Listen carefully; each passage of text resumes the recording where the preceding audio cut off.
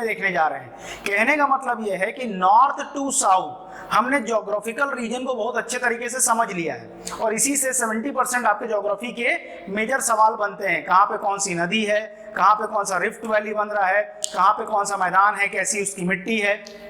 तो अब आपको पहली बात तो जब फोकस करेगा तो मेन पॉइंट को पकड़ना है। कर्नाटक प्लेटू कहाँ है, अचानक बोलेगा डेक्कन प्लेटू कहाँ है, तो आपको दिखाई देना चाहिए कि डेक्कन यहाँ है, कर्नाटक प्लेटू यहाँ है। यहाँ पर देखोगे तो ये सतपुड़ा है, उसके ऊपर जाओगे तो विंध्याचल है और विंध्याचल ही सेंट्रल हाईलैंड का साउथ का बाउंड्री है। मतलब अगर मैं यहाँ से आपका सेंट्रल हाईलैंड को ड्रॉ करने जाऊं, जो कि आज का मेरा डिटेल्ड सब्जेक्ट है कि now I want to draw central highland, तो हिमालयन स्ट्रक्चर सेंट्रल हाईलैंड को, मेरा जो आज का टॉपिक है वो है सेंट्रल हाईलैंड को समझना विस्तार में, हाईलैंड्स। ठीक है, अभी तक हम केवल क्या कर रहे थे कि यहाँ पर जैसे हिमालय खत्म और इस पॉइंट को मैं अगर दिल्ली मान लेता हूँ तो यहाँ से एक ऐसा स्ट्रक्चर ड्रॉ कर रहे थे जिसको हम केंद्रीय उच्च भूमि कह रहे थे। ठीक है, ऊपर में मान के चलो अगर हिमालय है, हिमालय इसके नॉर्थ में है, तो ये केंद्रीय उच्च भूमि है। हिंदी में इसे क्या कहेंगे,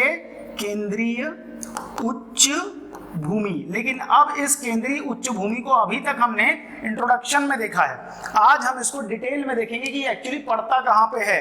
तो देखिए, भारत के नक्शे में हमने देखा कि अगर हिमालय जो है वो यंगेस्ट माउंटेन है, तो ओल्डेस्ट माउंटेन कौन सा आता है आपका, अरावली, जिसका विस्तार कुछ इस तरीके से है, ये है अरावली। मैं सबसे पहले लोकेशन लोकेट कर रहा हूं कि सेंट्रल हाईलैंड का कनेक्शन क्या है।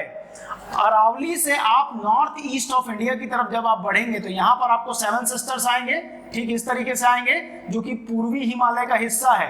ये पूर्वी हिमालय या असम हिमालय, ये दोनों एक ही बात है, असम हिमालय का हिस्सा है। ज्योग्राफिकली देखिए, यहाँ पर डेजर्ट, और जैसे जैसे आप ईस्ट में मूव करते जा रहे हैं, ईस्ट में वर्षा की मात्रा बढ़ेगी, वर्षा की मात्रा क्या होगी, बढ़ेगी। और पूर्वी हिमालय में, ये मेघालय में गारो, खासी और जयंतिया तीन पहाड़ी हैं, जिसमें आपने चेरापूंजी, मासिनराम के बारे में पढ़ा होगा, वहां सबसे ज्यादा बारिश होती है।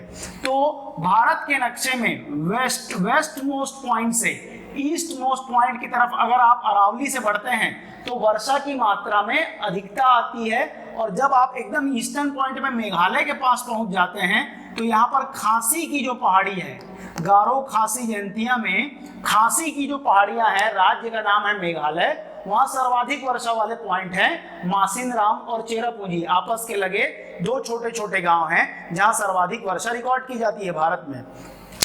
अब इस ट्रांजिशन में अगर आप देखेंगे कि पूर्वी हिमालय से लेकर के अरावली पर्वत के बीच एक बहुत बड़ा हिस्सा है जो पर्वत नहीं है, जो मैदान नहीं है, बल्कि एक ऐसा उठा हुआ हिस्सा है जिसकी साउथ बाउंड्री जो है ये विंध्याचल पर्वत बना रहा है। ये जो हिस्सा है यही सेंट्रल हाईलैंड कहलाता है, केंद्रीय उच्च भूमि। ये क्या कहलाता है, सेंट्रल हाईलैंड। लेकिन अरावली पर्वत से लेकर के पूर्वी हिमालय या असम हिमालय तक ये एक कंटिन्यूटी में ना होकर के बड़ा एरिया होने की वजह से भूगोल के दृष्टिकोण से इसे चार हिस्सों में डिवाइड किया जाता है। अब आइए इसके फोकस पॉइंट पे कि वो कौन कौन से चार हिस्से हैं जिनमें कि इसे क्या किया जाता है, डिवाइड किया जाता है। इसका मतलब अगर इसके पूर्व में जाएंगे तो आपको पूर्वी हिमालय मिलेगा, इसके पश्चिम में जाएंगे तो आपको यहाँ पर अरावली पर्वत मिलेगा, अरावली, ठीक, अरावली पर्वत। बीचों बीच का हिस्सा केंद्रीय उच्च भूमि अर्थात सेंट्रल हाईलैंड कहलाता है। ये क्योंकि एक बहुत बड़ा हिस्सा है। भारत के नक्शे में अगर आप देखेंगे तो यहाँ पर आपको राजस्थान दिखेगा, ठीक, यहाँ पर आपको एमपी दिखेगा, यहाँ थोड़ा सा यूपी दिखेगा, यहाँ पर छत्तीसगढ़ भी दिखेगा आपको। इतना लंबा एरिया, हॉरिजॉन्टली बहुत बड़ा एरिया, या अगर मैं कहूँ कि आप इसको लॉन्गिट्यूड में देखें तो ये भारत का एक बहुत बड़ा विड्थ है। इतने बड़े विड्थ में कांस्टेंट मौसम नहीं हो सकता, कांस्टेंट मिट्टी नहीं हो सकती, अलग अलग नदियां बहती हैं, अलग अलग इंपैक्ट क्रिएट करती हैं। इसलिए इसको चार भागों में बांटा जाता है, 1, 2, 3 और ये हो गया आपका 4। अब हम लोग केंद्रीय उच्च भूमि के अंदर समझ रहे हैं क्योंकि कई सवाल इससे पूछे जाते हैं। पहले वाले को जो अरावली पर्वत से जुड़ा हुआ हिस्सा है इसको कहते हैं आपका मेवाड़ का पठार, प्लेटू ऑफ मेवाड़, मेवाड़ का पठार। सेकेंड हिस्से को मालवा का पठार कहा जाता है, मालवा का पठार, द प्लेटू ऑफ मालवा।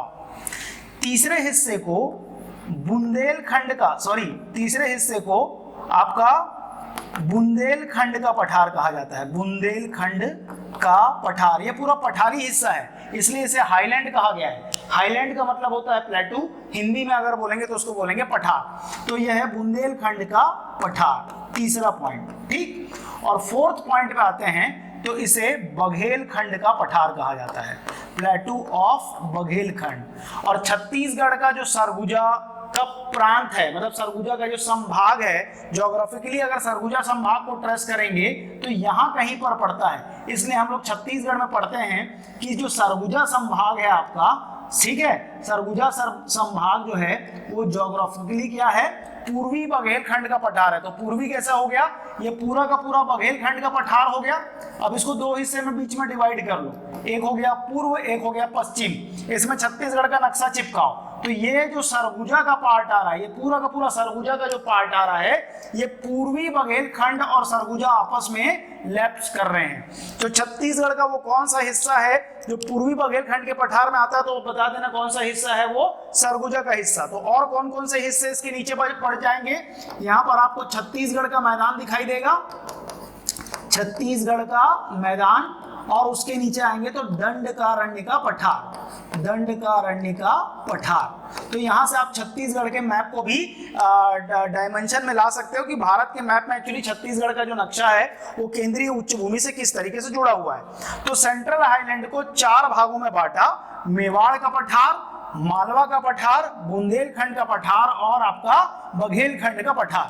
हमारे दृष्टिकोण से हम बघेलखंड के पूर्वी हिस्से को छत्तीसगढ़ का नॉर्दर्न पार्ट या सरगुजा का हिस्सा मानते हैं, जो कि ओवरलैप करता है। अब देखिए, मेवाड़ का पठार के बारे में सवाल पूछा है कि वो कौन सी भौगोलिक संरचना है जो मालवा के पठार को अरावली पर्वत श्रेणी से अलग करती है। तो ये हो गया मालवा का पठार, ये हो गया आपका अरावली का पर्वत, और बीच में जो डिवाइडिंग स्ट्रक्चर आ रहा है वो कौन सा है, आपका मेवाड़ का पठार। तो मेवाड़ का पठार वो भौगोलिक संरचना है जो अरावली को सेपरेट करती है, किससे, मालवा से। यहाँ पर मालवा है, यहाँ पर है अरावली, बीच में जो प्लेटू स्ट्रक्चर आ रहा है उसकी हाइट कुछ और है, और इसलिए उसको डिवाइडिंग रेंज मान रहा है किसके किसके बीच में, मालवा और अरावली के बीच में। आगे बढ़ते हैं तो मालवा का पठार आता है। अब देखिए, मेवाड़ का पठार राजस्थान में पड़ेगा, मालवा का पठार राजस्थान प्लस मध्य प्रदेश में पड़ेगा।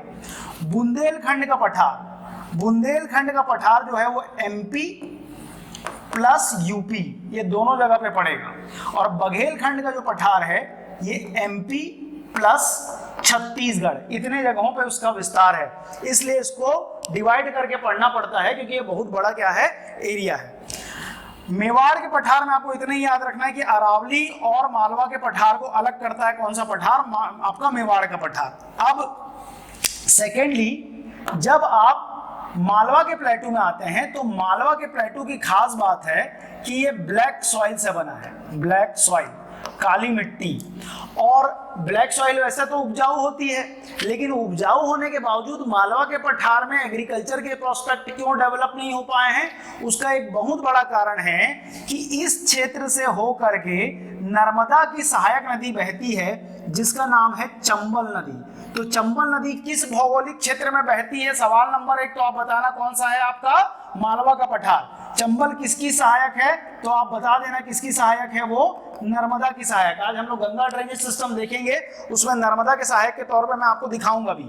तो ये जो चंबल की नदी है, आपने देखा होगा, पान सिंह तोमर देखा होगा, बैंडिट क्वीन देखा होगा, वहां जो बीहड़ होते हैं उन बीहड़ों का निर्माण करने वाली नदी जो है वो है चंबल नदी।